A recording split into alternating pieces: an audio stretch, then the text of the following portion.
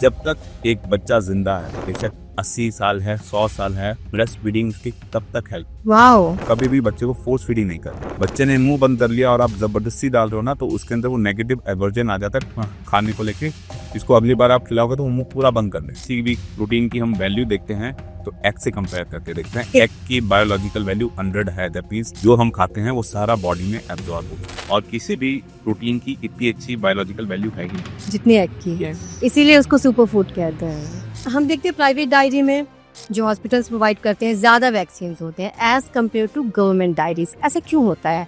तो doctor, teething का बड़ा प्रॉब्लम रहता है। माँ को लगता है कि टीदिंग से बुखार आता है और दिक्कतें होती हैं, बच्चे बीमार पड़ते हैं। ऐसा है क्या?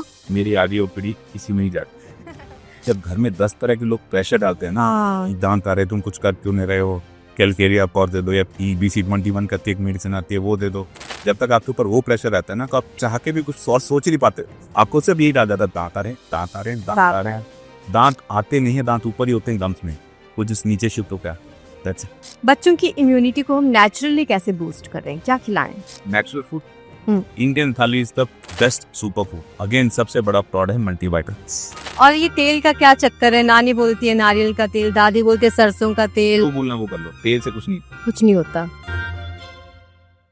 नमस्कार, मैं हूँ आरजू साई। हमारे इस नए एपिसोड में आपका बहुत बहुत स्वागत है। जब एक बच्चा पैदा होता है तो उसके साथ ही पैदा होते हैं नए माँ बाप भी, जिनके पास होते हैं ढेरों सवाल, जिनके जवाब वो तलाशते रहते हैं। क्योंकि नानी कुछ कहती है, दादी कुछ कहती है, पड़ोस वाली आंटी कुछ और कहती हैं। ऐसे में सुने तो किसकी? साइंस की। और आज हमारे स्टूडियो में मौजूद है जिनका सीधा साइंस से राब्ता है। हमारे साथ मौजूद है डॉक्टर सौरभ कटारिया। बहुत बहुत स्वागत है डॉक्टर आपका। Thank you so much. I'm Dr. Swarup Katadia. I'm the head of neonatology in Plowman Hospital Sector 51. Doctor, सबसे पहला सवाल जो सबसे बेसिक सवाल होता है कि बहुत ज्यादा कंफ्यूजन होती है ब्रेस्ट मिल्क में और फॉर्मूला मिल्क में। फॉर्मूला जो मिल्क है वो कितना परसेंटेज कवर कर पाता है ब्रेस्ट मिल्क की कमी को? So basically, right now there is a breastfeeding week going on. 1st August से 7th August is a breastfeeding week. So there should be no confusion at all. Confusion होनी ही नहीं चाहिए. There is no alternative to breastfeeding. Okay. Breastfeeding में जो कुछ है, we cannot make formula feed like breast milk. किसी भी reason से अगर ब्रेस्ट मिल्क नहीं हो पाता है, कभी सरोगेसी से होता है या अडॉप्टेड बच्चे हैं, उन केसेस के लिए ही फॉर्मूला मिल्क बना है। काउ मिल्क और बकर मिल्क तो ऑप्शन ही नहीं है। ऑप्शन है तो ब्रेस्ट मिल्क, और अगर किसी रीजन से ब्रेस्ट मिल्क नहीं हो पाया है, then only we should give formula milk. Formula milk is not the substitute for breast milk. Okay. कुछ माओं को लगता है कि कभी बाहर जाना हो, कभी कभी दे सकती हैं, या फिर उनकी बॉडी ना खराब हो जाए तो इसलिए वो बच्चे को फॉर्मूला मिल्क देना शुरू कर देते हैं। See, that is a very big misconception. कभी भी जो अगर मदर को वापस अपनी प्री प्रेगनेंसी स्टेट में आना है तो breast feeding helps in that. I know that. जितना ज्यादा ब्रेस्ट फीडिंग कराएंगे उतना अच्छा मदर के लिए भी है, मदर की हेल्थ के लिए भी है, बेबी की हेल्थ के लिए भी है। जब तक एक बच्चा जिंदा है, बेशक 80 साल है, 100 साल है, ब्रेस्ट फीडिंग की तब तक help. Wow. So there are studies which shows कि आपके बच्चे का IQ ज्यादा होता है एज कम्पेयर टू फॉर्मूला में।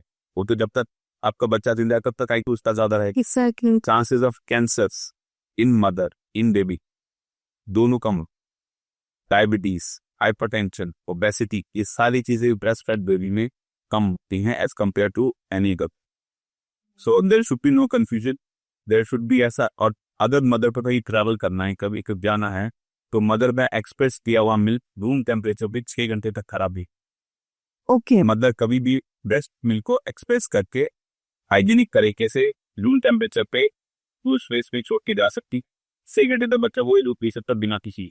डॉक्टर, एक और सवाल, फ्रिज में रखा जा सकता है क्या? फ्रिज में भी रखा जा सकता है, बट उसके बाद उसको पूरा गर्म करना जरूरी है। ओके। बट उससे फिर थोड़ी सी न्यूट्रिटिव वैल्यू से थोड़ी कम हो जाती है।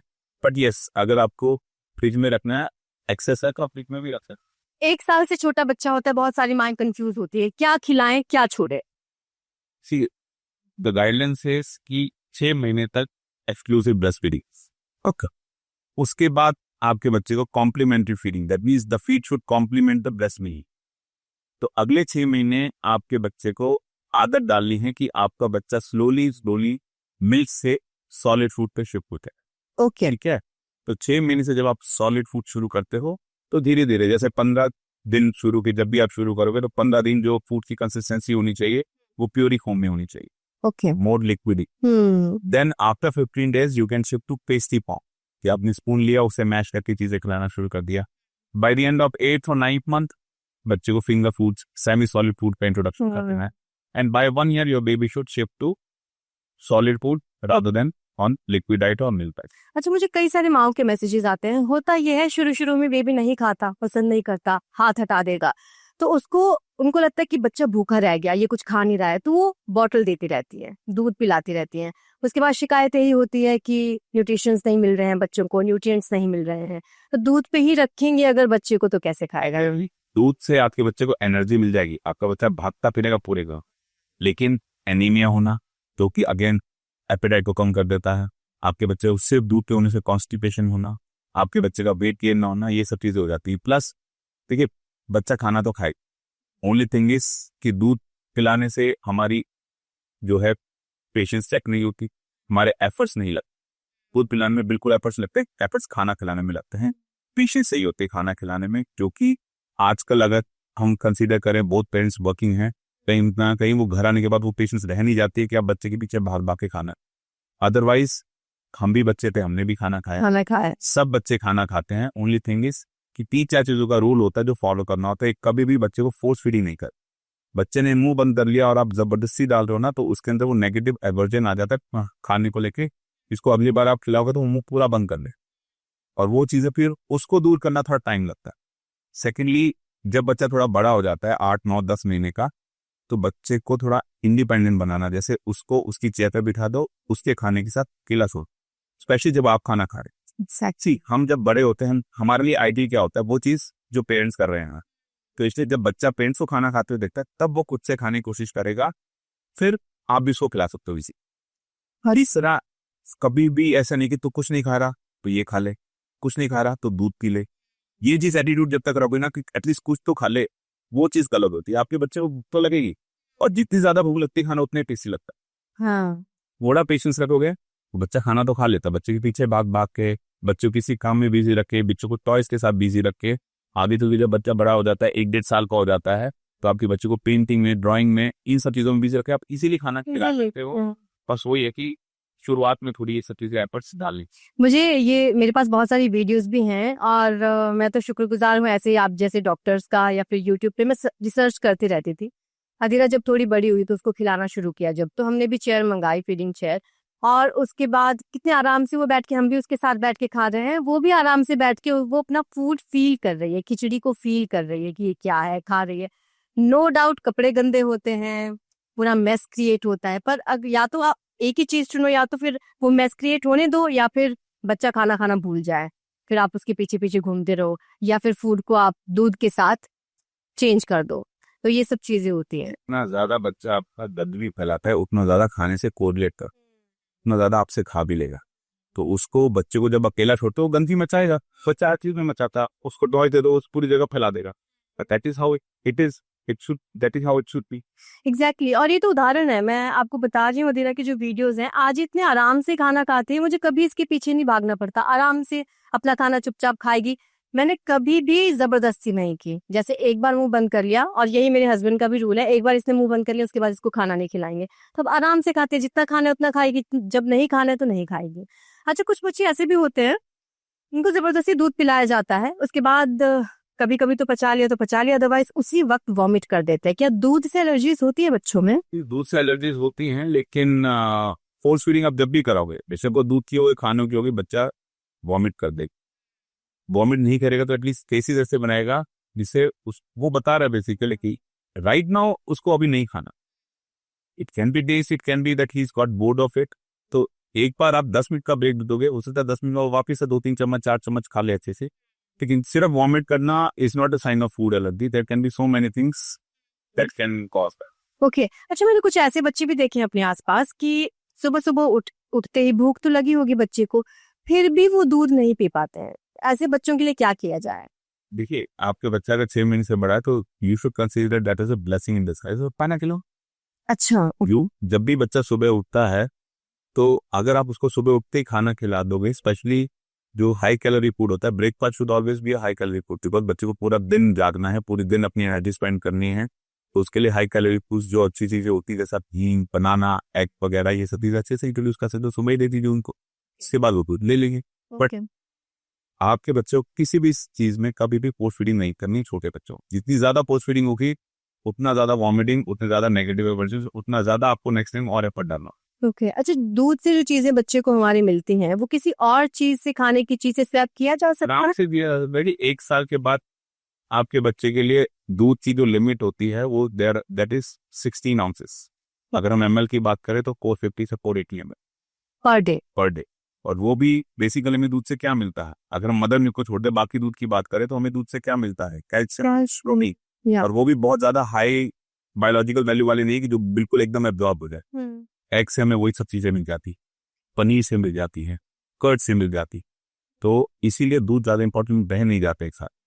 और 2-3-4 साल के बाद तो अगर आपका बच्चा दूध नहीं पी रहा है लेकिन कैल्शियम इंटेक उसका और प्रोटीन इंटेक बाकी से क्यों से अच्छा है, तो आपको टेंशन भी नहीं करनी। जैसे दही खिला दो आप, अंडा खिला दो बच्चे को, पीनट्स खिला दो। एक रेफरेंस प्रोटीन, मतलब जब भी कोई नया प्रोटीन या किसी भी प्रोटीन की हम वैल्यू देखते हैं तो एग से कंपेयर करके देखते हैं। एग की बायोलॉजिकल वैल्यू 100 है, दैट मींस जो हम खाते हैं वो सारा बॉडी में एब्जॉर्ब होता है, और किसी भी प्रोटीन की इतनी अच्छी बायोलॉजिकल वैल्यू है ही नहीं जितनी एग की है, इसीलिए उसको सुपर फूड कहते हैं। अच्छा डॉक्टर, वैक्सीन के बारे में बात करते हैं। हम देखते हैं प्राइवेट डायरी में जो हॉस्पिटल्स प्रोवाइड करते हैं ज्यादा वैक्सीन होते हैं as compare to government diaries, ऐसा क्यों होता है? देखिए बेसिकली गवर्नमेंट का ये मानना है कि हमें बच्चों की मॉर्टेलिटी नहीं होनी चाहिए, बच्चों को हमें बीमार पड़ते हमें कोई इशू नहीं है, जिन बीमारियों से बच्चे की जान को बहुत खतरा है वो हमारी प्रायोरिटी, बिकॉज गवर्नमेंट को अपनी तरफ से पैसा। दूसरे जो भी बीमारियां ऐसी होती हैं जिनसे बच्चे की जान को बहुत खतरा है, जो कि बहुत कॉमन कॉजेज हैं इन्फेंट मोर्टेलिटी के, अंडर 5 मोर्टेलिटी के, गवर्नमेंट उसको पहले देना ज्यादा प्रेफर करती है, जैसे कि डिफ्थीरिया है, बर्टूसिस है, टेटनस है, पोलियो है, तो अब रिसेंटली जैसे हेपेटाइटिस बी है जो इंट्रोड्यूस हुआ है। ओके तो ये सब चीजें हैं जो गवर्नमेंट, मम्स है, मीजल्स है, इन सबको गवर्नमेंट कवर करना था, जापानीज एन्सेफेलाइटिस। लेकिन जैसे बीमारियां हेपेटाइटिस ए, टाइफाइड, तो वो उससे इतनी मोर्टेलिटी नहीं, उससे बच्चे बीमार पड़ते, तो वो प्राइवेट भी कवर करती है, क्योंकि प्राइवेट को तो आपको ये बताना है कि आपके बच्चे में ये सब चीजें हो सकती हैं, आपको उसे प्रोटेक्ट करना है, और ये अच्छी वैक्सीन है, मतलब इसकी जो इम्यूनिटी है वो बहुत अच्छी और लॉन्ग लास्टिंग होती है। 99% तक केसेस जो लगवाते हैं उनको चीजें नहीं होती। ओके तो इसीलिए गवर्नमेंट और प्राइवेट में ओके अच्छा, एक और चीज है यहाँ पे, एक पेनलेस वैक्सीन होता है जिससे बच्चे को बाद में पेन नहीं होता है, तो ऐसा भी सुनने में आता है कि वो इफेक्टिव नहीं होता। देखिए there are so many things that I can tell you about this. Just starting में यूएस, यूके जो कि डेवलप्ड कंट्रीज हैं, वहां पे गवर्नमेंट वैक्सीनेट करती है, वहां पे जो गवर्नमेंट वैक्सीनेट करती है वो पेनलेस से ओह ओके। जीएसके की वैक्सीन है, उससे गवर्नमेंट जो है, बेसिक यूएस है, बेसिक यूके है या सिंगापुर, सो गवर्नमेंट पेनलेस से करती है जब आपको अपनी पॉकेट से देना है। फिर आप ऐसी वैक्सीन क्यों चूज करोगे जिसकी इम्यूनिटी कम हो? इसीलिए पेनलेस या पेनफुल, जिसको हम नॉर्मल बोलते हैं, दोनों की इम्यूनिटी ऑलमोस्ट सेम है। ओनली थिंग इज कि जो साइड इफेक्ट्स होते हैं, मेनली बच्चे को इंजेक्शन के बाद भर जाने के बाद दर्द होना या फीवर आना या इंजेक्शन साइट पे थोड़ी स्वेलिंग आ जाना, उसके चांसेस कम हो जाते हैं। पेनलेस के बाद भी जीरो नहीं होते, बट चांसेस कम हो जाते हैं पेनलेस के बाद इन सब साइड इफेक्ट के। प्लस अगर साइड इफेक्ट्स आते भी हैं तो इंटेंसिटी थोड़ी कम होती है। मुझे याद है जब बदीरा का पहला वैक्सीनेशन हुआ था, आप ही ने किया था, दूसरा भी आप ही ने किया था, तो कोई प्रॉब्लम्स नहीं आई थी। उसके बाद पता नहीं क्या हुआ, हमने ये सुन के कि हाँ ये इफेक्टिव नहीं होता, एक बार हमने बस उसको वो नॉर्मल वाला वैक्सीन जिसको बोलते हैं पेन वाला, वो लगवा दिया। पूरी रात वो परेशान रही है, वो परेशान, उसको परेशानी में देख के, इतना छोटा सा बच्चा रो रहा है, हम परेशान हुए हैं। बाद में जब रियलाइज हुआ, डॉक्टर से बात हुई कि ऐसा कुछ नहीं होता, इफेक्ट दोनों का बराबर होता है, तो लगा कि हमने क्यों बच्चे को पेन में डाला अपनी वजह से, तो फिर इसलिए हमने उसके बाद उसको सारे वैक्सीनेशन पेन फ्री करा। मिथ है ये कि अगर दर्द नहीं आया या बुखार नहीं आया तो इम्यूनिटी नहीं, हाँ ऐसा कुछ भी नहीं होता है। पेनलेस बनाया है इसीलिए गया कि ताकि दर्द और बुखार के चांसेस कम। तो आप बचा सकते हैं अपने बच्चों को पेन से। डॉक्टर, डाइपर्स पर बहुत बहस रहती है। कुछ लोग कहते हैं कि डाइपर्स पहनाने चाहिए, कुछ लोग कहते हैं कि ये बहुत हार्मफुल है बच्चों के लिए। डॉक्टर्स क्या कहते हैं, साइंस क्या कहती है? Diapers are not harmful. Okay. Only thing is कि अगर अब जब डायपर होता है या लंगोट होता है, लंगोट में जब बच्चा होता है, बच्चा जैसे गिलो, बच्चा ने रोना शुरू कर दिया, आपने चेंज कर दिया, एवरीथिंग इज डन। डायपर में बच्चे को पता नहीं लगता, तो काफी टाइम तक बच्चा गीला रह जाता है, जिससे फिर आगे इश्यूज, डायपर रैश या इन्फेक्शन होने के चांसेस होते हैं। You can use diapers, but few rules you have to follow. एक, आपके बच्चे को डायपर है और वो सूट कर रहा है कि नहीं कर रहा, वो देखना बहुत जरूरी है। आपने डायपर यूज किया, आपके बच्चे की स्किन में ऐसे कोई दिक्कत नहीं है, डेफिनेटली वो ठीक है। फिर एवरी 2 to 3 आवर्स अगर आपके बच्चे का वो डायपर गीला भी है, सूखा भी है, you have to change. Okay. Plus जब भी आप 2 डायपर चेंज करते हो, सपोज एक चेंज किया, दूसरा पहना रहे हो, तो उस एरिया को 5-10 मिनट के लिए खुला, 5 तक उस एरिया में हवा लगानी बहुत जरूरी। अगर वो हवा लगेगी तो वो रैश होने के चांसेस, इन्फेक्शन होने के चांसेस कम हो जाते हैं। बाकी ऐसा कुछ नहीं है कि आपको डायपर यूज नहीं करना चाहिए। यू शुड यूज डायपर्स, आपकी लाइफ थोड़ी इजी हो जाती है, बच्चे की लाइफ थोड़ी इजी हो जाती है। बट हाँ, you have to keep on changing frequently. ये मत देखो कि सूखा है, गीला है, 2 से 3 घंटे में तो चेंज करना ही है। पहले करते हो तो ठीक है, उससे ज्यादा लेट नहीं करना है। और जब भी चेंज करते हो 10 मिनट के लिए सेरेगा प्लस। अच्छा, कोई ऐसी ऑइंटमेंट, ऐसी क्रीम है डॉक्टर जो माएँ अपने पास रख सकती हैं अगर रैश हुआ हल्का फुल्का तो वो यूज कर? Coconut oil best. अच्छा, ओके। कोकोनट ऑयल नेचुरल भी है और वो जो रैश होती है उसको ही करने में बहुत हेल्प करता है। प्लस कोई भी ऐसी रैश जिसमें जिंक है, इस 2 तरह की रैश होती हैं। एक आपके बच्चे को फंगल इन्फेक्शन हो सकती है। एक आपके बच्चे कई बार गीला होने की वजह से स्किन जो है एक्सपोरिएट निकलना शुरू कर देती है। तो जिंक जब होता है तो आपके बच्चे में जिंक से स्किन थोड़ी जल्दी रिकवर करती है। ओके। तो कोई भी ऐसी ऑइंटमेंट जिसमें जिंक है वो यूज कर सकते हो। और अगर फंगल इन्फेक्शन है तो एंटी फंगल क्रीम्स जैसे ये सब। तो डॉक्टर, टीदिंग का बड़ा प्रॉब्लम रहता है। माँओं को लगता है कि टीदिंग से बुखार आता है और दिक्कतें होती हैं, बच्चे बीमार पड़ते हैं, ऐसा है क्या? मेरी आधी ओपीडी इसी में ही जाती है। एक्चुअली प्रॉब्लम ये है कि 6-7 से 1.5 साल के बीच में बच्चा कुछ बोल नहीं पाता, साथ ही उसको माउथिंग हो रही होती है, मतलब सारी चीजें मुंह में जा रही। तो उसकी लाइफ में कोई भी दिक्कत आए, लिटरली कोई भी दिक्कत आएगी, सब घर वाले बोलते हैं आपके बच्चे के दांत का। किसी बच्चे के बाल गिर रहे हैं, दांत आ रहे हैं। किसी के बच्चे के लूज हो गए हैं, दांत आ रहे हैं। किसी के बच्चे कॉन्स्टिपेशन हो गया तो दांत आ रहे हैं। अब प्रॉब्लम ये है कि दांत तो 20 टेम्परेरी हैं, 32 परमानेंट है। 52 दांत आने, वैसे तो बच्चे को 52 बार दस्त लगने चाहिए, 52 बार बुखार आना चाहिए, 52 बार कॉन्स्टिपेशन होना चाहिए, बट वो नहीं होता है। अब आप 6 महीने से बच्चे को नया नया खाना शुरू कर, बच्चा लिटरली कोई भी चीज उठा के जो भी उसके हाथ में मुंह में जाकर, तो जब मुंह में चीजें जाएंगे तो पेट की इन्फेक्शन के चांसेस बढ़ जाते हैं।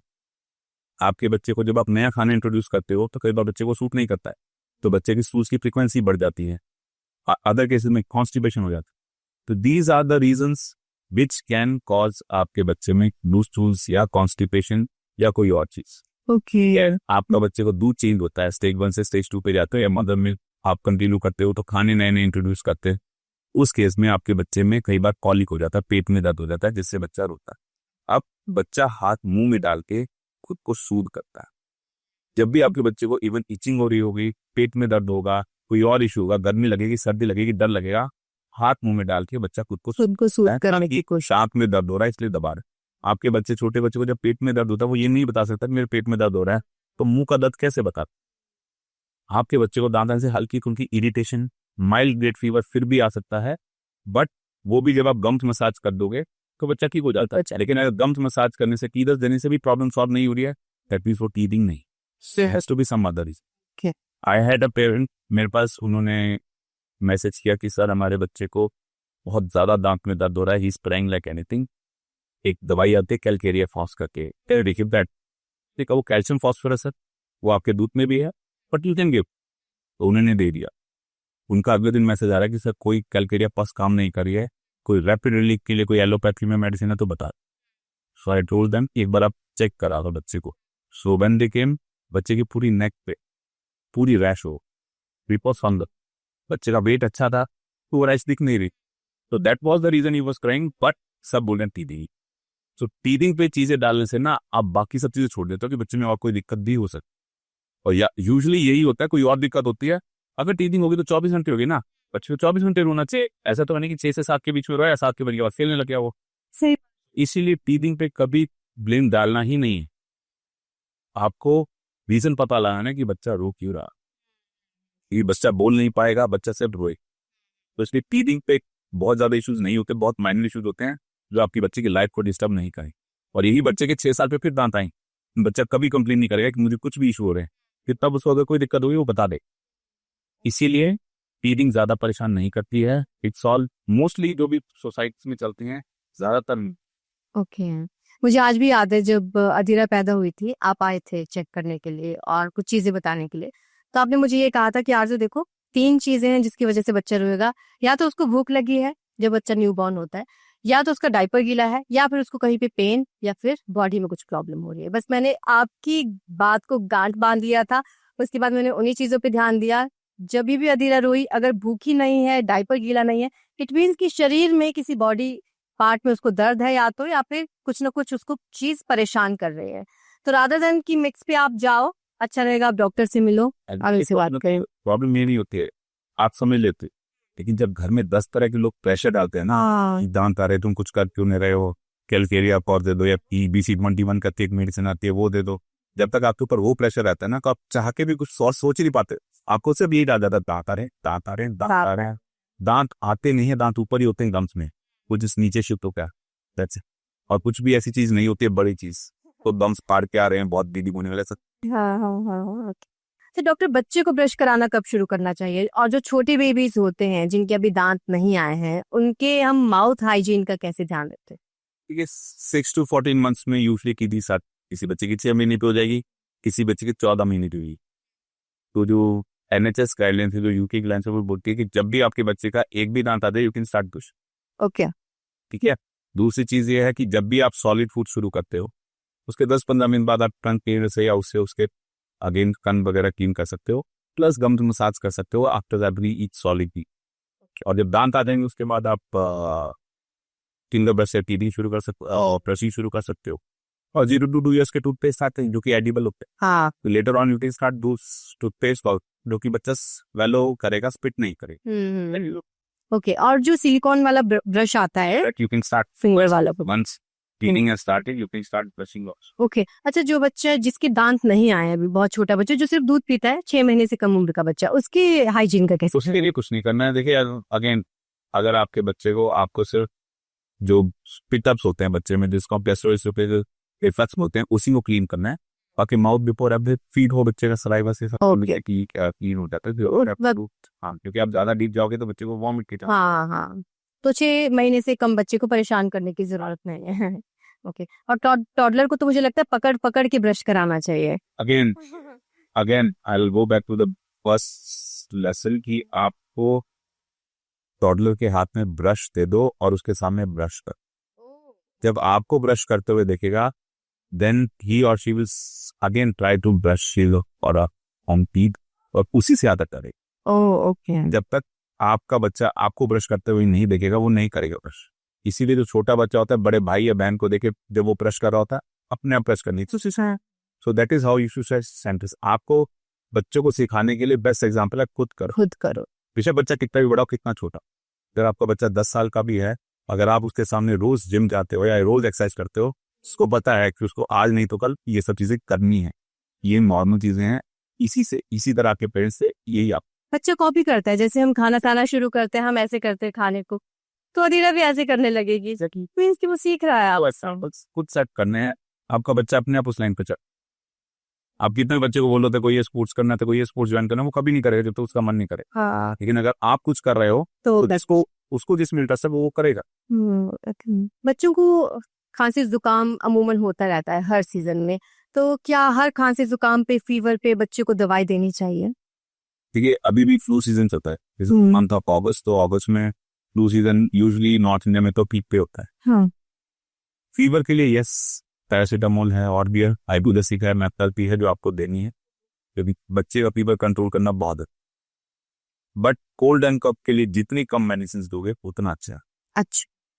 अगर आपके बच्चे को वायरल कोल्ड एंड कफ है, जो कि आपको आपका पीडियाट्रिशियन बता देगा, तो मेडिसिन नहीं भी दोगे तो भी तभी ठीक होगा, अदरवाइज भी अपने आप ठीक होगा। हमारे यहाँ पे डिक्टम थी कि अगर आप दवाई दोगे तो 1 हफ्ते में ठीक होगा, नहीं दोगे तो 7 दिन। तो चीजें अपने आप ही ठीक होती हैं। कोई भी कोल्ड या कफ की मेडिसिन ऐसी नहीं आती है जो आपके बच्चे को नींद ना लाए। ओ सब कोल्ड एंड कफ की मेडिसिन से बच्चे को नींद आती है। वो मेडिसिन ही आती होती है, उनका साइड इफेक्ट होता है। और जो बच्चा छोटा है 4-5 साल का है, उनका ब्रेन बहुत स्पीड से ग्रो कर रहा। ब्रेन की ग्रोथ ही शुरू के 5 साल में होती है ज्यादा। तो जो भी चीज बच्चे को नींद ला के देती है वो कहीं ना कहीं ब्रेन को डिप्रेस करती है। तो ऐसी मेडिसिन ना दो तो ज्यादा बेटर है। आपकी 2-3 रात की नींद खराब हो जाए वो ज्यादा बेटर है बजाय कि आप बच्चों को दवाई दें।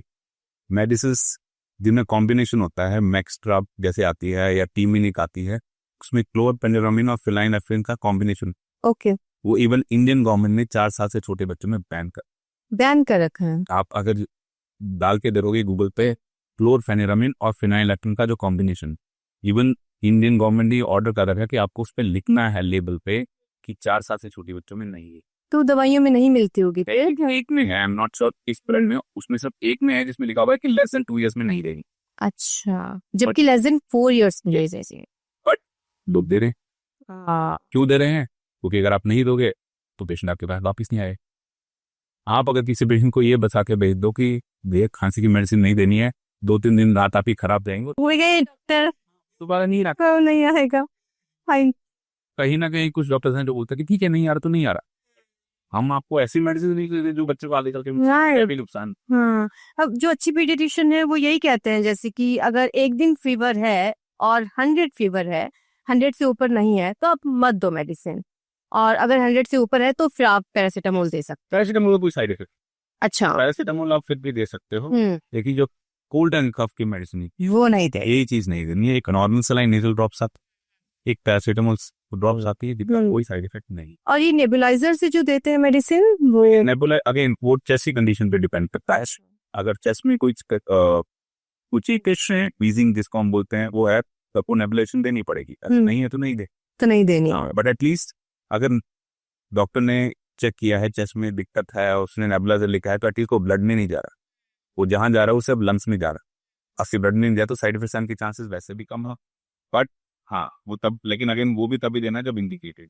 अच्छा डॉक्टर, कोल्ड एंड कफ सिर्फ वायरल से होता है या फिर कोई और भी कंडीशंस होती हैं? जैसे डस्ट से मुझे एलर्जी हो जाती है, तो बच्चों में हो जाती है? डस्ट से हो जाती है बच्चों में, तो आप छोटे बच्चे को 2 मिनट एसी के सामने रख दो तभी उसकी स्नीजिंग शुरू हो जाएगी, उसकी नोज पूरी रेड होकर रनिंग हो जाएगी, एक दिन बाद ठीक हो जाएगा। ओके, बच्चों की इम्यूनिटी को हम नेचुरली कैसे बूस्ट कर रहे हैं, क्या खिलाएं? खाने नेचुरल फूड, इंडियन थाली is the best super food. Again सबसे बड़ा प्रॉड है मल्टीविटामिन्स। जो मल्टीविटामिन आगे कि मेरे बच्चे का वेट नहीं बढ़ा है, प्लीज कोई मल्टीविटामिन लिख दो। हिट वेट कैलोरी से बढ़ता है। अगर आप उसको चीनी खिलाओगे तो भी वेट बढ़ेगा, अगर आपको किसी भी फॉर्म में कैलोरीज हो गए तो वेट उसी से बढ़े। आपका कम वेट बढ़ाना नहीं है, आपका कम हेल्दी वेट। तो इसीलिए ना ही मल्टीविटामिन्स में वो कैलोरीज होती है तो वो नहीं बढ़ाएंगी। Indian thali, there is no alternative to food. आप खाने को छोड़ के किसी और चीज से वेट नहीं बढ़ा सकते। अगर आप ये सब बोलो कि हम मल्टीविटामिन्स दे दें, हम आयरन दे दें, हम और कोई चीज दे दें, ओमेगा 3 दे दे, DHA दे दे, उससे वेट नहीं बढ़ेगा। सिर्फ और सिर्फ खाने से वेट बढ़ता है, और वो भी अच्छे खाने से अच्छा वेट बढ़ता है। अब तो बच्चों के लिए भी आते हैं मल्टीविटामिन्स, A to Z सब चीज, Covid A to Z, Devon, ये सब चीजें आती हैं। बट देखिए ज्यादातर बच्चों में मल्टीविटामिन की कमी नहीं, वो जो भी आप दे रहे हो वो उनके यूरिन में निकलता है।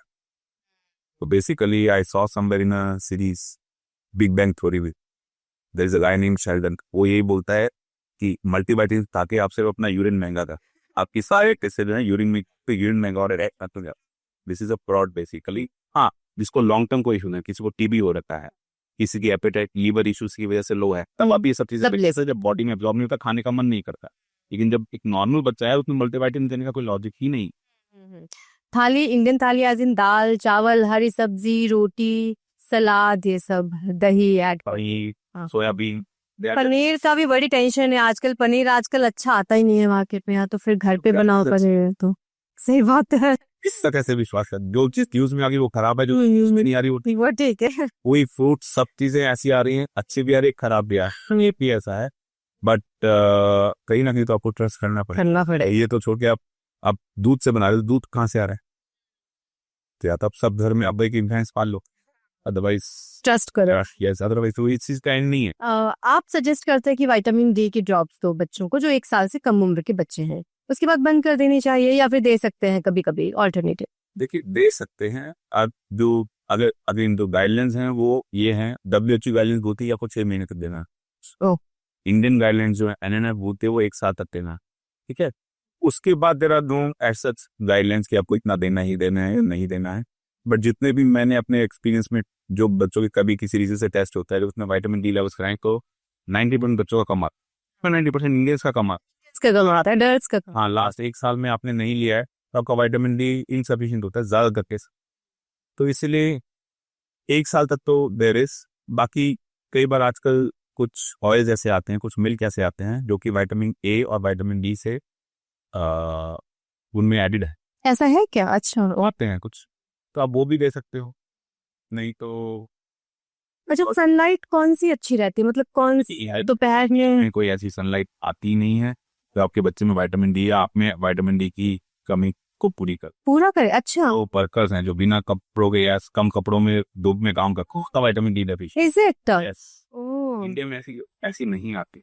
तो और विटामिन डी तो आपको या तो सन से मिलेगी या फिर सप्लीमेंट ओरल तरीके। विटामिन ही ऐसा है जिसको शायद आपको नेचुरली खाने में नहीं मिल पाए, बाकी सब आपको नेचुरली मिल जाए। ओके, तो आप दे सकते हैं ऑल्टरनेटिव दे सकते हैं। विल डेफिनेटली टेल यू कि आपको विटामिन डी कब देना है, कैसे देना है। बट जो गाइडलाइंस हैं अभी तक वो 1 साल से छोटे बच्चों में है कि इंडियन गाइडेंस में आपको 400 इंटरनेशनल यूनिट्स पर डे देनी है टेलमानिया। तो गांव में आजकल आजकल क्या बड़ी पुरानी परंपरा है, बच्चे को बहुत धूप में रखते हैं, बच्चा काला हो जाए, तड़पता रह जाए गर्मी से कि नहीं इसको धूप में रखना बहुत जरूरी है, विटामिन डी मिलेगी। तो ऐसे लोगों के लिए क्या कहेंगे आप? आपके बच्चे में जो सनलाइट है वो जॉन्डिस में भी काम आती है। ओके, कम करती है। लेकिन अमेरिकन और इंडियन गाइडेंस दोनों मना करते हैं कि सनलाइट ही, क्योंकि आपके बच्चे को सनबर्न्स, आपके बच्चे को ठंड लगना, क्योंकि कपड़े उतार के होता है, प्लस अल्ट्रावायलेट रेज ना जो आगे चल के कैंसर का कारण भी होता है। तो इसीलिए although sunlight works in both vitamin D as well as jaundice, it's not recommended. Side effects बहुत ज्यादा है, इफेक्ट्स ना के। हाँ, ओके। हाँ, ये पीलिया वाला ही मैंने सुना था, एक हमारे गांव में एक बच्चे को हुआ था पीलिया, पूरा दिन उसको धूप में रखते तो ये पीलिया था। अब बात है कि ग्लास से हमारी धूप आती है, बच्चे कब उतार के रखते। ये तो मैंने बहुत सारी वीडियोस में देखा भी कि हाँ बच्चे को खिड़की के पास रखो जहाँ पे धूप आती है, बच्चे की विटामिन डी की कमी पूरी हो जाए। देखिए, स्टडीज जो हुई थी वो यूजुअली होती हैं पुअर सोशो इकोनॉमिक कंट्रीज, उसमें सनलाइट यूज करते हैं फॉर ट्रीटमेंट, लेकिन उसमें भी यूवी फिल्टर्स लगा के उसके नीचे बच्चों को कभी भी ऐसे ही नहीं रखते ताकि यूवी रेज। तो इसीलिए यूवी फिल्टर्स के नीचे करके सनलाइट में रखते हैं, उससे जॉन्डिस कम भी होता है। ये टेक्निक यहाँ पे अभी इस्तेमाल नहीं हो रही है। देखिए, 100 में से 2 या 3 बच्चे होते हैं जिनको एडमिशन दे होकर, उनके लिए वो खरीदो से अच्छा आप यहाँ पे करा। हाँ, सही बात। कुछ बच्चे तो अपने आप ही ठीक होते। बच्चे के फेस पे छोटे छोटे हेयर होते हैं, पैदा होता है तब भी, तो उनको हटाना जरूरी होता है क्या? वो आटे की लोई और समथिंग, बेसन। अगेन ये सिर्फ इंडिया में होती थी, वहाँ कहीं नहीं होती। तो जैसे मसाज है कि there are so many myths regarding massage, so many myths regarding this facial hair, इसको लैनुवो अपने फेड ऑफ जाता है। अगर आपको शांति मिलती है तो आप ये जो लोई उपकरण है 1 महीने बाद 2 महीने बाद कर सकते हो कि घर वाले शांत रहे, सब कुछ रहे, पर बच्चे को शांत ना करे, ज्यादा साइड इफेक्ट नहीं होते हैं। हाँ। लेकिन हाँ, मसाज एक टॉपिक है तो which I would like to share कि मसाज करने से बच्चे की मसल्स, हड्डियां स्ट्रॉन्ग दी, बच्चे की जो मदर के साथ जो करने वाला उसके साथ बॉन्डिंग बढ़ती है, बच्चे की न्यूरो जो नर्व्स हैं वो अच्छे से डेवलप हो। इसीलिए कौन कर रहा है ये ज्यादा इम्पोर्टेंट। यानी कि अगर आप किससे कर रहे हो, कैसे कर रहे हो, इम्पोर्टेंट। यानी कि अगर आप बाहर से किसी को हायर करते हो मसाज करने के लिए तो बच्चे की और उनकी बॉन्डिंग बना रहे, और वो बॉन्डिंग कम बढ़ाएंगे, वो आपको शिकायतें जैसी रहेगी, बच्चे में ये दिक्कत है, आपके बच्चे ये दिक्कत है। जितनी ज्यादा डाउट्स मसाज वाली ने माँ बाप के दिमाग में डालना, इतना किसी ने नहीं। सीरियसली। और ये तेल का क्या चक्कर है? नानी बोलती है नारियल का तेल, दादी बोलती है सरसों का तेल। तो बोलना वो कर लो, तेल से कुछ नहीं होता, कोई भी तेल लगा लो। There is no recommendation as such. और किसी तेल से साइड इफेक्ट हो सकता है? देखिए, वो तो यूज करने पे पता, आपके बच्चे को छोटे छोटे दाने आ जाते हैं, नेटल एक्ने बोलते हैं, बट वो अगेन दे आर नॉट। अच्छा, तेल छोड़ के क्या बॉडी लोशन से भी कर सकते हैं? आप हल्का फुल्का बॉडी लोशन लगा लो। ओके, कौन टच कर रहा है माँ है, बेस्ट ऑप्शन माँ है, सेकंड ऑप्शन फादर है, थर्ड ऑप्शन ग्रैंड पेरेंट्स है, चौथे ऑप्शन है ही। और अगर ना ही करे मसाज? देखिए वो अगेन बॉन्डिंग है, ये सब चीजें ये जरूरी है मसाज। अच्छा, बॉन्डिंग बनाने के लिए, हड्डियां मजबूत करने के लिए नहीं? नहीं, हाँ। हड्डियां कैल्शियम से होती हैं, हाँ। मसल्स प्रोटीन से। पर मैंने एक वेब सीरीज भी देखा था कि बच्चे को दूध नहीं देते थे वो, कि अगर हम बच्चे को दूध देते हैं उसको एलर्जी हो जाती है और वो तुरंत वॉमिट कर देता है। ऐसा कोई बीमारी, ऐसा कुछ होता है क्या? मल्टीपल थिंग्स, लैक्टोज इंटॉलरेंस एक होता है। हाँ, यही टर्म यूज की थी उन्होंने, लैक्टोज इंटॉलरेंस। भी होती है, लेकिन इन सब में भी मोस्ट केसेस में breast milk safe. Breast milk safe होता है। कुछ केसेस में सपोज लैक्टोज इंटॉलरेंस है किसी बच्चे को, तो हम जाकर ये करते हैं कि मदर को बोलते हैं कि वो दूध ना ले, अच्छा, खुद दूध ना ले। अब नहीं, जो अगर ब्रेस्ट मिल्क नहीं ले रहा है बच्चा, इन केस ऊपर से दूध ले रहा है, जैसे बुफेलो मिल्क या काऊ मिल्क ले रहा है, तो वो जैसे दूध देखता है या तो उसको वॉमिट आना शुरू हो जाते हैं या पी के वॉमिट कर देता है। वॉमिट या लूज हो जाते हैं, कई बार ब्लड भी आता है तो सारी जैसे लैक्टोज या काऊ मिल्क प्रोटीन एलर्जी। तो उसके लिए क्या, कैसे चेक करें? उसके लिए तो आपको ऑब्वियसली पीडियाट्रिशियन के पास जाना है। टेस्ट होता है कुछ? टेस्ट भी होते हैं, शूज के टेस्ट होते हैं। अच्छा, और बस आपको वो दूध चेंज करना, दूध चेंज करना है। ओके। या तो आप अगर बच्चा बड़ा है तो दूध बंद ही कर दो, हम्म। अगर बच्चा छोटा है तो there are multiple types of formula जो आप इन सब चीजों में दे सकते। ओके डॉक्टर, लास्ट क्वेश्चन मेरा, मुंडन कराना जरूरी है? नहीं, there are no scientific reason जिससे आप मुंडन कराओ। बाल ज्यादा नहीं आएंगे, बाल आते हैं जेनेटिक से। अगे मेरे बच्चे के बाल नहीं आए, उसके आगे कितने बड़े बड़े बाल। मेरे बच्चे का जो पहला बर्थडे था उसके बाल 8 बाल थे, 2 आगे करे 2 साइड पे करे ताकि फोटो में थोड़े बाल। अच्छा, बाल अब सही है। मुंडन से कोई फर्क नहीं पड़ता। मैं कंफ्यूज हो गई हूँ क्योंकि जो अधीरा की उम्र की बच्चियां हैं जिनका मुंडन हुआ, अब उनके बड़े अच्छे अच्छे बाल आ गए हैं, घने बाल से कोई साइंटिफिकली प्रूवन नहीं है कि बाल आते हैं या नहीं, अभी नहीं। अच्छा, ओके, नहीं भी कराओगे मुझे? सबके आ जाते। ओके, ठीक है। Thank you so much doctor Saurabh, हमारे स्टूडियो में आने के लिए, तमाम सवालों के जवाब देने के लिए। अगर फिर भी आपको लगता है कि कोई सवाल छूट गया है जो आप अपने बच्चे के बारे में पूछना चाहते हैं, तो कमेंट सेक्शन में आप बता सकते हैं, आप मुझे ईमेल कर सकते हैं। थैंक यू सो मच, मिलते हैं अपने अगले एपिसोड में। Thank you.